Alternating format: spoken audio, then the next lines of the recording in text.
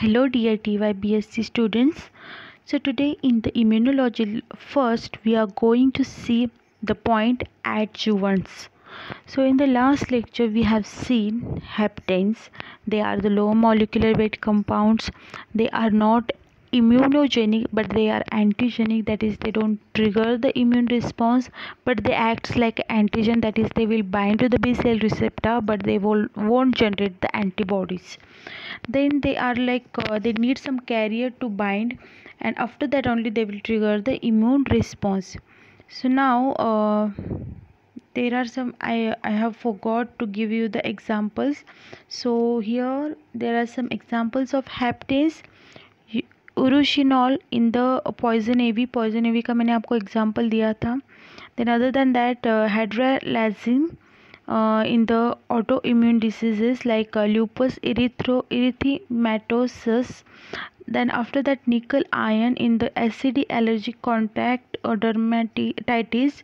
Then after that halothane which causes hepatitis. Penicillin का भी आपको मैंने एग्जांपल दिया था. So here are the examples of the hepatitis. अगर आपको याद रखने हो तो ऑटो इम्यून डिसीजेस पे हम डिटेल में देखेंगे. बट ऑटो इम्यून डिसीजेस वो डिसीजेस होते हैं जो हमारे सेल के अगेंस्ट ही हमारी बॉडी जो है वो एंटीबॉडी जनरेट करने लगे एंड उनको डिस्ट्रॉय करने लगे. देन ऑटो इम्यून डिसीजेस होती है जो आपको डिटेल में मैं आपको सिखाऊंगी. देन निकल आयन एलर्जिक रिएक्शंस में इन्वॉल्व होता है, ये तो आपको पता है, एलर्जिक रिएक्शंस वगैरह. सो ऐसे बहुत सारे एग्जांपल्स यहाँ पे दी गई है. अगर आपको स्ट्रक्चर वाइज देखना है तो भी यहाँ पे स्ट्रक्चर दी गए हैं, लेकिन स्ट्रक्चर्स का इतना इंपॉर्टेंट नहीं है. अभी एग्जांपल आप याद रखोगे तब भी बहुत है. देन आफ्टर दैट अभी कैरियर्स के एग्जांपल कौन से कैरियर्स इन्वॉल्व रहते हैं. तो यहाँ पे दिया गया है ओवल अल्ब्यूमिन. तो ये जो प्रोटीन है that is isolated from the हेन एग वाइट्स. तो हेन एग में जो एग वाइट्स रहते they involve this kind of proteins, and that protein which is isolated is having the ability, it acts like a carrier to confirm that antibodies are specific for the heptane rather than the carrier protein. ये protein की help से हम जो है वो heptane के against भी antibodies generate करेंगे. मतलब कभी क्या हो जाएगा कि कैरियर के अगेंस्ट ही प्रोड्यूस हो सकती है एंटीबॉडीज़, तो नहीं, हेप्टेन जब बाइंड होगा तो हेप्टेन के अगेंस्ट भी वो एंटीबॉडीज़ प्रोड्यूस करे. इसका ध्यान कौन रखेगा? ये टाइप के carriers. Then there are other example like keyhole limpet hemocyanin. It is also protein जो आर्थ्रोपोड्स या मोलस्का में प्रेजेंट रहता है, आपको पता ही होगा, ये arthropoda then molluscas. Then second one is this KLH has like it is involve in the BSA. तो अगर ये BSA प्रोटीन की हम बात करें, जिसके हमने बोला था कि वो रैबिट में जो है वो एंटीजन के लाइक मतलब वो एंटीजन कुछ में एंटीजन के जैसे एक्ट नहीं करेगा. So here if we add some kind of carrier to it, then it will act as a complete antigen. तो यहाँ पे कुछ एग्जाम्पल्स है अगर आपको याद रखने हो. then today we are going to learn about the adjuvants. so now इसका नाम adjuvant है, मतलब वो कुछ ऐसी चीज़ है जो किसी को हेल्प करने वाली है को कुछ काम करने के लिए. adjuvant. so now what are adjuvants? so adjuvant ये कंसेप्ट जनरली वैक्सीन प्रोडक्शन में लाइक रोल प्ले करता है. so adjuvants are those molecules which will help the antigen to generate maximum immune response. तो कुछ एंटीजन ऐसे होते हैं ना जो बॉडी में अगर हम इंजेक्ट करें तो वो इम्यून रिस्पॉन्स जो है वो कम जनरेट करती है, या तो बहुत जल्दी वो हमारी बॉडी इम्यून रिस्पॉन्स जनरेट करके उसको बाहर फेंक देती है. तो वैक्सीन के मामले में हमें जो है एंटीजन को ज़्यादा टाइम के लिए हमें रखना पड़ता है, बिकॉज हमें उसके अगेंस्ट एंटीबॉडीज़ प्रोड्यूस करके मेमोरी प्रोड्यूस करनी होती है. सो एडजुवेंट की मदद से अगर कुछ एंटीजन हमारे पास कम अमाउंट में हो, या तो फिर that antigen is not going to generate a large immune response, then we take the help of adjuvants to generate the immune response in the larger amount so that memory antibodies will be generated. So ये function होता है adjuvants का. They play very important role in the immune system, specially vaccine production में. So यहाँ पे कुछ functions दी गई है. So first function is to improve the immunogenicity of highly purified और रिकॉम्बिनेंट एंटीजन प्रोटीन्स और पेप्टाइड्स. सो मैंने आपको बोला कि ये जनरली वैक्सीन प्रोडक्शन में जो है यूज़ की जाती है एडजुवेंट्स कंसेप्ट. सो यहाँ पे वो हाईली प्योरीफाइड मतलब जो एंटीजन हम प्योरीफाई करके उसकी पैथोजेनिसिटी रिमूव करके बस एंटीजन को ही मतलब इपिटोप्स हो या फिर कोई जो है पैथोजन का जो स्ट्रक्चर का कोई भी एलिमेंट हो वो इन्वॉल्व करते हैं. एंड इवन रिकॉम्बिनेंट एंटीजन मतलब कभी कभी हम एंटीजन्स को जनरेट भी करते हैं उसके स्ट्रक्चर के अकॉर्डिंग. सो ऐसे कुछ चीज़ें हो तो अगर हमें उनके अगेंस्ट कुछ इम्यूनोजेनिसिटी चाहिए, उनके लिए कुछ इम्यूनोजेनिसिटी चाहिए कि वो they should like generate the immune response in the maximum amount, then we use the adjuvants. Then increase the immune response by to antigen by interacting with the pattern recognition receptors or within the on or within the accessory cells. मतलब जो भी receptor present रहते हैं, B cell receptor या फिर T cell receptor, उनको जाके activate करने का काम जो है वो ये करेंगे. मतलब वो जाके उनको बाइंड होंगे एडजुवेंट्स, इनको हेल्प करके वो जो एंटीजन है वो जाके उनसे बाइंड हो. एंड देन एंटीजन उनसे इंटरेक्ट होने के बाद ही कुछ प्रोसेस होगी ना. मैंने लाइक बी सेल रिसेप्टर को बाइंड होने के बाद ही बी सेल एक्टिवेट होगी, टी सेल रिसेप्टर को बाइंड होने के बाद ही साइटोकाइंस रिलीज होगी, बी सेल एक्टिवेट होंगी. ऐसे करके दे will generate a immune response. तो पैटर्न रिकॉग्नाइजेशन रिसेप्टर मतलब जनरल रिसेप्टर जो सेल्स पे प्रेजेंट रहते हैं, इम्यून सेल्स पे. Then provide the physical protection to antigens which grants the antigen a prolong delivery. तो क्या होता है, मैंने आपको बोला कि कभी कभी हमारी बॉडी उस एंटीजन को एक्सेप्ट नहीं करती, जल्दी से वो थ्रू आउट करती है, क्विक रिस्पॉन्स जनरेट करती है. बट यहाँ पे क्या होगा, एडजुवेंट की मदद से वी कैन जनरेट लाइक उनके ऊपर कुछ कवरिंग करेंगे या फिर उनको लाइक ऐसे प्रोटेक्ट करेंगे कि वो इम्यून सिस्टम में जाए तो बट उसको जल्दी से थ्रू आउट ना किया जाए एंड उसको लेके कुछ तो इम्यून रिस्पॉन्स जनरेट किया जाए जिसकी वजह से मेमोरी सेल्स जनरेट हो. So that is why adjuvants are used. Then increase the capacity to cause the local reactions at the injection site during vaccination, inducing the greater response of danger signals by chemokine releasing cells like T helper cell and mast cells. So यहाँ पे क्या किया जाएगा, हम अगर vaccination की बात करें, जब हम इंजेक्शन या फिर कुछ लेते वैक्सीनेशन तो कुछ तो जो है इन्फ्लामेशन प्रोसेस हो जाती है. किसी को बुखार आएगा, किसी को वहाँ पे रेडनेस आएगी, स्वेलिंग आएगी या फिर कुछ पेन होगा. This are all the types of inflammation processes. Inflammation का रोल क्या है कि वो अट्रैक्ट करेगा इम्यून सेल्स को, जैसे कि T helper cells and mast cells. वो जो सेल्स है वहाँ पे आ जाएगी इन्फ्लामेशन साइट पे, वो कुछ सिग्नलिंग करेगी जिसकी वजह से इम्यून सेल जो है वो एक्टिवेट हो जाएगी, जल्दी से उस एंटीजन को अंदर लेगी एंड उसके अगेंस्ट कुछ प्रोसीजर करेगी. उस प्रोसीजर की वजह से they will generate the memory cells और द एंटीबॉडीज़. तो ये हुई वैक्सीनेशन की बात. Then they help the translocation of antigen to the lymph nodes where they can be recognized by the T cells. तो यहाँ पे मैंने आपको बोला कि लिम्फो लाइक थाइमस या लिम्फ नोड में जो है वो secondary lymph node specially secondary lymphoid organs है. तो वो जो है वहाँ पे हमारी इम्यून सेल एक्टिवेट होती है.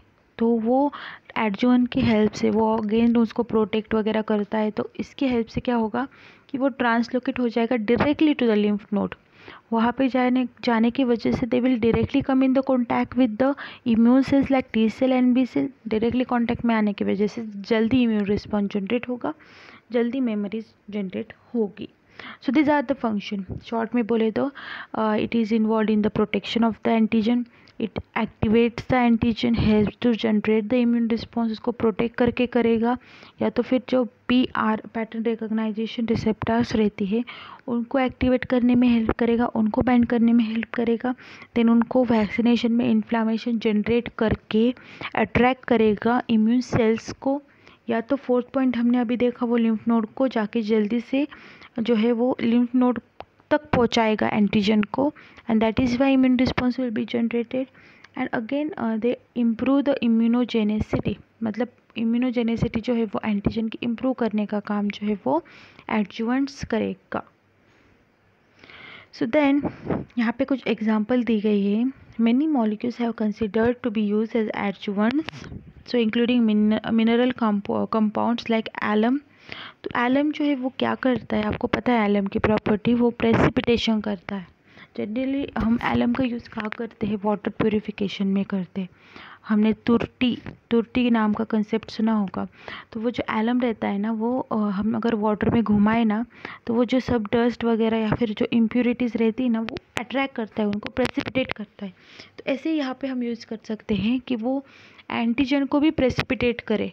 प्रेसिपिटेट करने की वजह से उनकी जो साइज़ है वो बड़ी हो जाएगी, उसकी वजह से वो जल्दी जो है बाहर फेंका नहीं जाएगा, स्लोली रिलीज़ किया जाएगा, जल्दी वो मतलब रिजेक्ट नहीं किया जाएगा, एंड उसके अगेंस्ट इम्यून रिस्पॉन्स जनरेट होगा। देन वाटर इन ऑयल और oil in water emulsion, that is Freund's adjuvant as well as natural और synthetic toxins derived from bacteria like cholera toxin, lymphotoxin, then again is cholera toxin and the lymphotoxin. तो मतलब यहाँ पे अगर हम बात करें तो फ्रूट्स एडजुवेंट बोल के एक कंसेप्ट है ऑयल इमर्शन वाला। तो यहाँ पे क्या किया जाता है, ऑयल का जो ड्रॉपलेट रहता है ना, उसके ऊपर जो है एंटीजन को ऐसे बाइंड किया जाता है। तो इससे क्या होता है कि वो अगेन उसको प्रोटेक्शन देता है कि वो जो है रिजेक्ट ना हो बॉडी से। तो वो इमर्शन जो है हमने अगर बॉडी में डाला तो वो स्लोली मतलब वो तो ऑब्वियसली रिजेक्ट नहीं होगा, वो एब्जॉर्ब होगा, उसके साथ ही साथ एंटीजन को भी एंट्री मिल जाएगी, एंड इसकी वजह से जो है वो एंटीजन स्लोली रिलीज़ होगा, स्लोली उसके अगेंस्ट इम्यून रिस्पॉन्स जनरेट होगा, एंड एक स्टेज आएगा जब वो इम्यून रिस्पॉन्स मैक्सिमम स्टेज पे होगा। So that is what plays role in the as the adjuvant to release the antigen and generate the maximum immune response. ये fruits antigen adjuvant का example ध्यान में रखो, ऑयल इमल्शन वाला। Then after that कुछ Mycobacterium वगैरह के toxins रहते हैं ना, या फिर कोलेरा टॉक्सिन वगैरह, तो उनका क्या रोल है कि जब एंटीजन जो है उनके साथ जब बाइंड किया जाएगा ना वो टॉक्सिन पे, तो हमें पता है वो टॉक्सिन जो है वो इन्फ्लामेशन क्रिएट करने में हेल्प करेगा। तो ये टॉक्सिन्स जो है उसके साथ हम अपने एंटीजन को अगर बाइंड करें तो मैक्सिमम इन्फ्लामेशन होगा, इसकी वजह से वहाँ पे ज़्यादा से ज़्यादा सेल एक्टिवेट हो जाएगी या फिर वो अट्रैक्ट हो जाएगी। Then after that, based on the mechanism of action, adjuvants can be categorized into two broad groups: particulate vaccine delivery system that target the antigen to antigen presenting cell। तो यहाँ पे क्या हो जाएगा, डायरेक्टली पार्टिकुलेट, मतलब हमने alum का example लिया, प्रेसिपिटेट करके डायरेक्टली डाल देने का, so that is the example of the particulate, जो directly antigen to antigen presenting cells, मतलब टी हेल्पर सेल के एग्जांपल ले, तो डायरेक्टली उनके रिसेप्टर पर जाके बाइंड होगा, तो वो एक्टिवेशन कर लेगा इम्यून सिस्टम की। तो this is the example of the particulate type.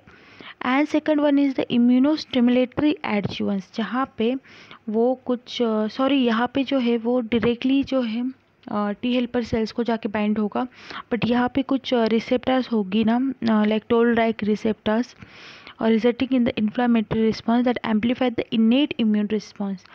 तो यहाँ पे जो है वो फर्स्ट टाइप में हमने बोला पार्टिकुलेट है, मतलब वो डायरेक्टली सेल को जाके बाइंड होगा, बी सेल या फिर टी सेल को, बट यहाँ पे जो है वो एंटीजन प्रेजेंटिंग सेल को, बट यहाँ पे डायरेक्टली वो बी सेल या टी सेल को इन्वॉल्व होगा, डायरेक्टली बाइंड करेगा। मतलब पार्टिकुलेट में क्या होता है कि वो जो एंटीजन है वो जाके बी सेल्स को जो बी सेल टी सेल है उनकी जो कुछ रिसेप्टर सेल्स रहती है ना, बी मतलब वो सिग्नल पास करने वाली सेल, वो उनको जाके बाइंड होगा। But in the second type क्या होगा कि वो डायरेक्टली टोल लाइक रिसेप्टर जो रहती है, जो बी सेल या टी सेल पे प्रेजेंट रहती है, उनको जाके बाइंड होगा, मतलब डायरेक्टली सेल को जाके बाइंड होगा। वो स्पेसिफिक इम्यून रिस्पॉन्स जनरेट करेगा और स्पेसिफिक रिसेप्टर को ही जाके बाइंड होगा।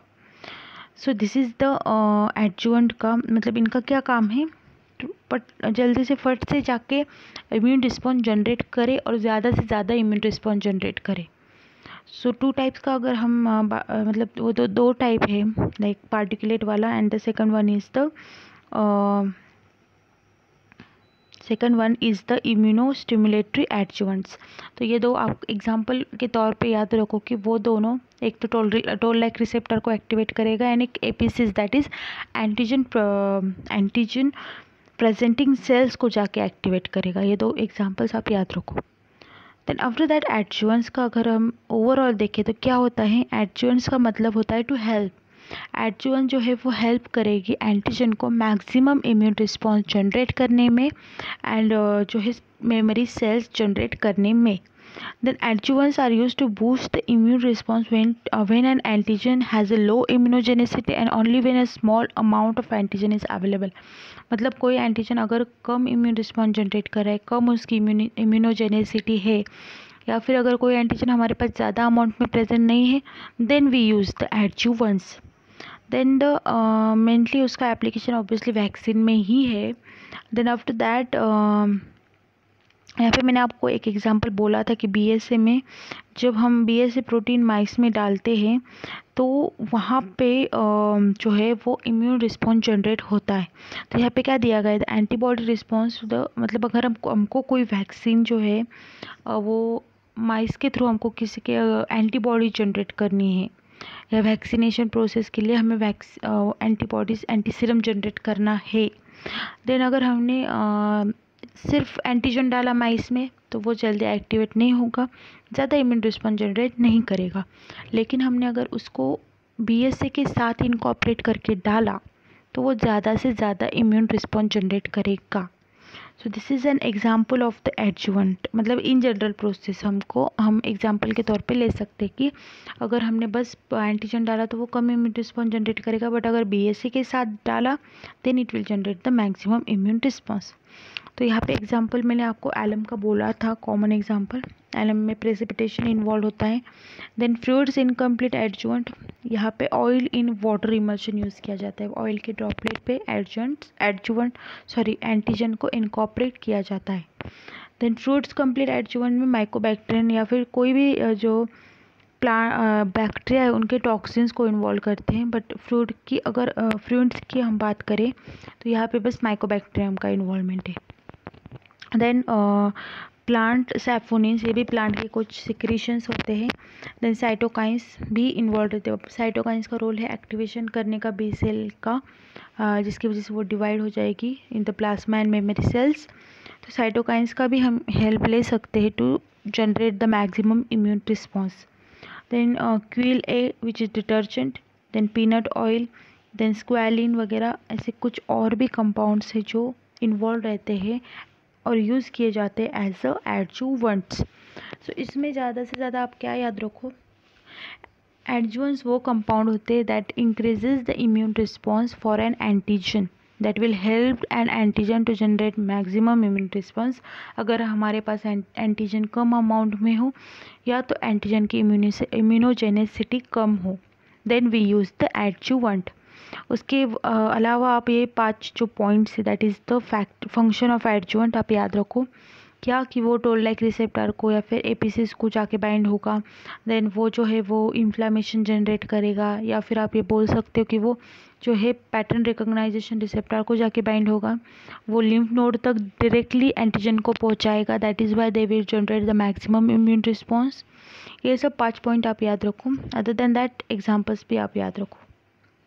इसमें बहुत important example alum, fruits, complete and incomplete antigen. These 3 are very important examples. So this is all about the adjuvants and the examples of the hapten proteins. I hope you have understood the lecture and understood what are adjuvants, and if not please do comment. And in the next lecture we are going to learn about the 2 types of antigen, that is thymus dependent and thymus independent antigens. Thank you.